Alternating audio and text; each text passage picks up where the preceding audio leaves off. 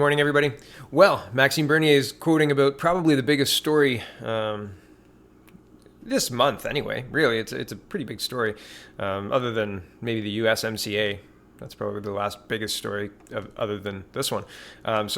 Quote, StatsCan does some useful work, but we should never forget it's also the information gathering arm of a government that wants to know more about us so it can intervene in every aspect of our lives. This is going too far. And he's quoting David Aiken, who's talking about, he says, breaking on Global National, here's our online version, StatsCan, pushing plan to get financial transaction data on 500,000 Canadians. And it's even worse than you think it is. So here's a link, here's the article, and a link is in the description.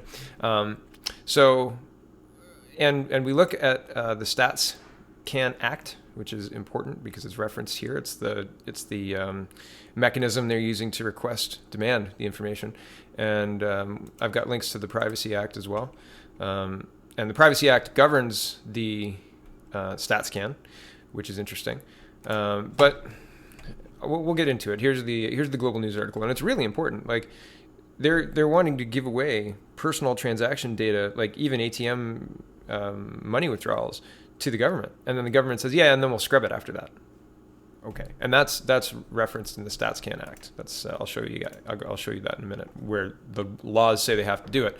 That still doesn't make it a good idea to give it to them in the first place. Okay, so exclusive StatsCan requesting banking information to 500,000 Canadians without their knowledge. And Statistics Canada is asking banks across the country for financial transaction data and personal information of 500,000 Canadians without their knowledge, Global News has learned. Documents obtained by Global News shows the National Security Agency plans to collect, quote, individual-level financial transaction data and sensitive information like social insurance numbers, SINs, from Canadian financial institutions to develop a, quote, new institutional personal information bank. Statistics Canada will be acquiring individual payment and income history information from financial institution, reads documents from Statistics Canada, which recognizes the, quote, highly sensitive nature of the data. The personal banking and financial transactions being requested include bill payments, cash withdrawals from ATMs, credit card payments, electronic money transfers, and even account balances of Canadians across the country. James T. Brake, Director of Macroeconomics at Statistics Canada, told Global News that beginning in January, the agency will ask 9 banks for the financial transaction information from a representative sample of 500,000 randomly chosen Canadians, or 1 in 20 chance of being selected. This is me now. Think about that. If this runs for 10 years, they'll have half of everyone in Canada's full financial records for the government to just peruse and look at. Hey, did you lie on your Revenue Canada? Now, there are rules, again, in StatsCan that prevent them from using this as evidence against someone. However, that doesn't mean they won't be extra vigilant, let's say, during tax time, right? And that's not... I'm not saying to cheat on your taxes, but at this point in time, when our taxes are not being used for Canadians and instead being used to put up non-citizens in hotels, I mean, we should be having a tax revolt. This is ridiculous. Our taxes are not representative of our needs, and our government knows it, and they are deaf to any kind of criticism on it. It's ridiculous. Okay, but consider that. If this program runs for 10 years, you've got a 50% chance of being selected. If it runs for 20 years, you have a 100% chance of being selected, right? Ridiculous. Okay, back to the article. However, Canada's biggest banks have not yet fully agreed to this project. Quote, banks believe this proposed data acquisition project was still in the exploratory stages and were not aware that Statistics Canada was moving to compel disclosure of this information. Compel disclosure means you have to give it to us. And they have that power under the Statistics Canada Act, which we'll get to in a second. Compelled disclosure of this information. No customer transaction data or other personal information has been transferred to Statistics Canada under this request. Canadian Bankers Association spokesman Aaron Bowles said in an email statement, the CBA is working with members to understand the nature of this request and next steps. So this hasn't happened yet, which is good. I guess it's slated for 2019. Back to the article. So that also gives you power. Call the CBA, call your bank. I plan to do so Monday probably, and tell them that under no circumstances should my personal information be blanket given to StatsCan. And I don't know what they're going to do, but I'm going to tell them that I don't want it given. And if they won't do it, I'll move my money to a place that is not targeted, to a credit union or something to that effect. And I mean, that's our power, right? We can use our money to vote. Anybody who's still with Bell or Rogers, I mean, we don't have much of a choice really in Ontario, but Tech Savvy is very good, and Virgin Mobile has a good data plan, and you can use VoIP MS for your telephone number. Anyway, that's off track. Back to the article. Ontario's former Privacy Commissioner, Anne Colquhoun, no, I got her name wrong, but Anne, let's just say, she was shocked by the initiative and said that the ability for government agency to build a massive database of personal banking information raises serious privacy concerns. Quote, most people would be surprised and devastated if they thought all of their financial information and bills and activity were being accessed in identifiable form by Statistics Canada or any branch of the government, she said. Medical and financial records are the most sensitive personal data that exists. A letter from the agency to a Canadian bank says the, quote, individual level financial transaction data will be, quote, used for statistical purposes only. Quote, Section 13 of the Statistics Act authorizes the chief statistician to compel the disclosure of and obtain any documents or records that are maintained in any department in any municipal office, corporation, business, or organization from which information is sought in respect to the objects of the Statistics Act. Man, I can say the word statistics, but that is a hard sentence to get through. Wah! All right. So, and I'm going to show that to you. First, Section 7, Rules, Instructions, and Requests for Information. This is the Statistics Canada Act, Statistics Act, okay? Link is in the description. And Section 7 governs 7.1 governs rules, instructions, and requests for information. So the chief statistician may prescribe the rules, instructions, and subject to Section 21.1, which is a census paragraph and doesn't really have anything to do with what we're talking about, so I'm not going to reference it. You can look at it yourself if you like.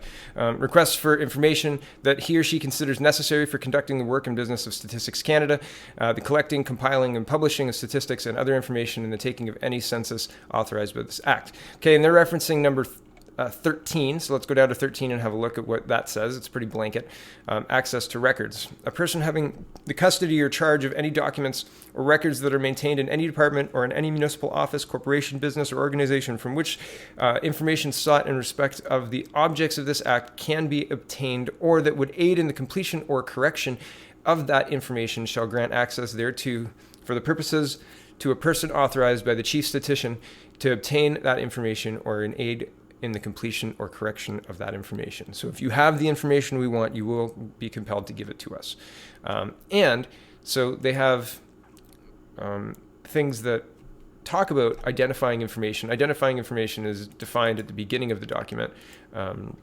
Here, so the definition means any information that makes it possible to identify an individual person, business, or organization. And so secrecy, so they're not allowed to talk about it except for the purposes of communicating in accordance with any conditions of an agreement made under Section 11 and 12, and except for the purposes of prosecution under this Act, but subject to this section, no person other than a person employed or deemed to be employed under this Act and sworn under the Section 6, which is an oath of secrecy, shall be permitted to examine or return any identifying information obtained for the purposes of this Act. And the same is true for privileged information. It's inadmissible as evidence, according to paragraph 18. So except for the purposes of a prosecution under this Act, any return and any identifying information provided to Statistics Canada under this Act and any copy and return in their possession of a respondent is privileged and shall not be used as evidence in any proceedings, et cetera, et cetera. So there are governing rules, and this Act was written in 1985. So there are governing rules for this.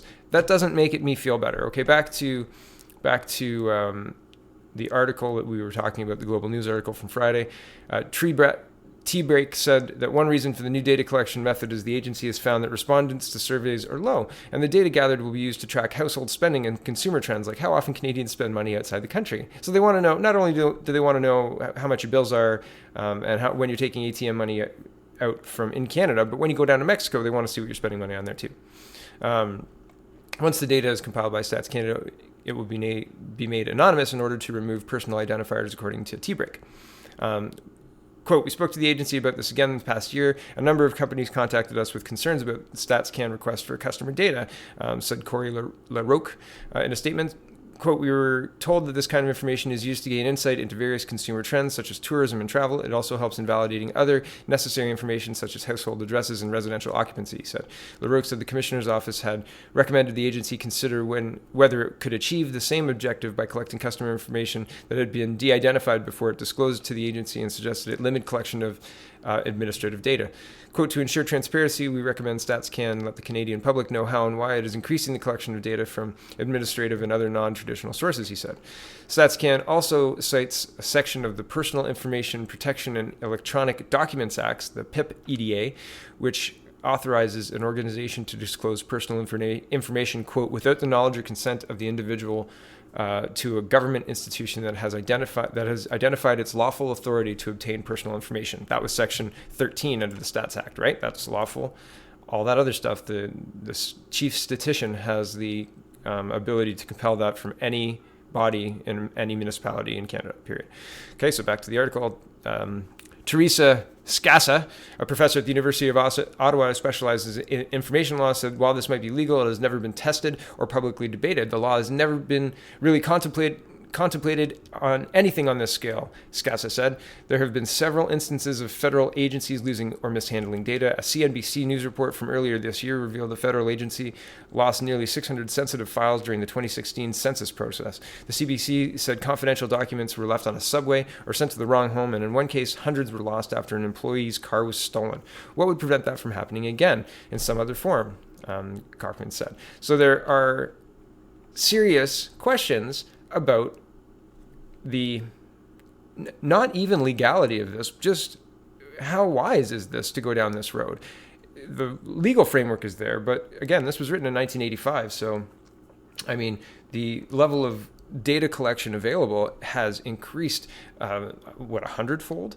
If you include Twitter and Facebook and all of the online, quote, non-traditional. So I'm glad that Maxime Bernier has this on his radar. I'm glad he's talking about this. It looks like he has the ability, and even if he's just polling at 4%, right? 3.46 or something like that in the last poll I saw.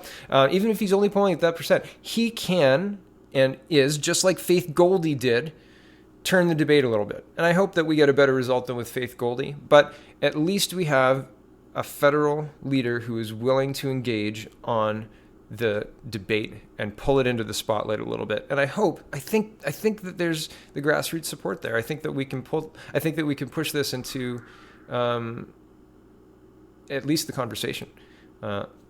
And who knows? Hopefully during debates we can actually get some discussion on policy rather than, middling around in the middle. Maxime Bernier takes positions on things. I'm glad for that. It gives me something to talk about. It'd be great if Andrew Scheer took a position on something rather than just memeing on things. Anyway, thanks for watching. Have a wonderful Sunday, and stay safe out there.